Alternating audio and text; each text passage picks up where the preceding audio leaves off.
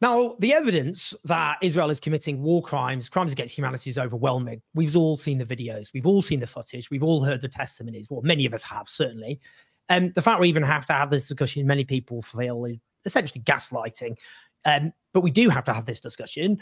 There is, of course, the ongoing case brought by South Africa in the International Court of Justice alleging genocide, which the ICJ ruled there was a plausible case, and South Africa is now successful in terms of putting Israel on trial for genocide. That process takes years, but provisional orders have been issued, which Israel is clearly refusing not only to implement, but doing the exact opposite.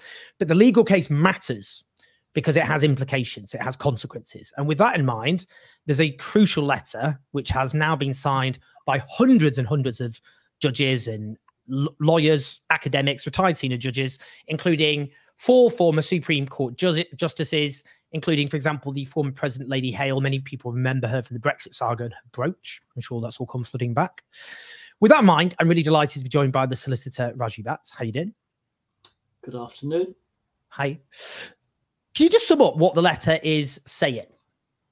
The focus of the letter is on the failure of the UK government to comply and meet its obligations under international humanitarian law when faced with the growing evidence of genocide. The obligations on the UK government under the Genocide Convention require it to ensure that it is not only not complicit in genocide elsewhere, but to prevent genocide. And that means, in practical terms, some very, very simple steps that the UK government is obliged to take. It's incumbent upon the UK government to take these steps according to our view. First, obviously, it has to take effective measures to ensure that there is a ceasefire, not just a temporary one, but a permanent ceasefire. Secondly, it has to take whatever measures it can to ensure that there is access to the means of existence and medical assistance that the population in Gaza so urgently require. Thirdly, the UK government is obliged to impose sanctions on the officials of the Israeli government, including those at the highest levels, who have made statements indicating genocidal intent. Fourthly, the UK government is required to take steps to impose sanctions in the form of suspending the current weapon sales and armaments to Israel. That is an important part of the obligations on the UK. And finally, it has to ensure that the treaties underway, the arrangements concerning trade that are underway between the UK and Israel, are suspended and reviewed. Again, to ensure that the UK government is not assisting, aiding, or abetting the genocide that is unfolding in Gaza before our eyes. Some really crucial points there, because a lot of people would have presumed, because, you know, if for example, it's clear based on legal advice given to the government that international humanitarian law has been breached by Israel, then that means suspending arms sales and also intelligence, swapping intelligence. But what you're clear there is actually it goes a lot further because of the Genocide Convention. And we have to remember, Owen, that when we talk about the UK government's obligations, we are talking about our own obligations. If, you know, all of us are at risk of being complicit with this atrocity that's unfolding if we don't call on the UK government to do what's required here. I mean, just on that, the 1948 Genocide Convention, and it lists 5 offences as well, including incitement. It's not just genocide, but incitement, public incitement to genocide, which, by the way, has been translated into the Israeli law, still theoretically carries the death penalty in Israel, incidentally, but also complicity. I mean, is there the issue here that, because obviously there was an obligation on states as well to prevent genocide in other states, but also that Britain is actually complicit. The British government is itself passing a criminal threshold. Is that possible? it's certainly, there is a very real risk here that if the UK government does not take steps to the kind of steps that our letter urges it to, that it makes itself complicit in the genocide and therefore susceptible to the sanctions that would otherwise be deserved by the Israeli government. So, I mean, in terms of just in terms of how big a deal this is, how rare is it for a letter of this many lawyers, judges, all the rest of it to be put together on something so grave? Because what we're talking about here, genocide, for a long time, look, for those of us who've opposed this horror from the beginning, you know, we were treated like fringe lunatics. But the point I would make is, what I'm trying to say, particularly in the past few days, is there's been a shift against Israel, largely because some Westerners got killed, was that you only had to listen to Israeli officials and leaders from the beginning.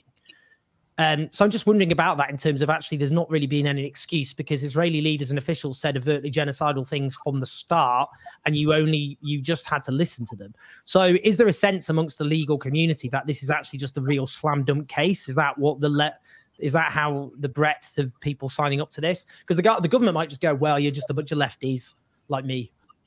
I think the letter reflects the growing concern, both inside and outside the legal profession, at the evidence that is unfolding before our eyes. The deaths of the Western aid workers may have caught the headlines in the Western media in a way in which the deaths of the hundreds of other aid workers, health workers, and civilians in there, as we know, tens of thousands, haven't caught. But this letter is unique, unprecedented perhaps, in the way in which it has brought together figures from all across the legal profession, at all levels of the legal profession, to the highest levels.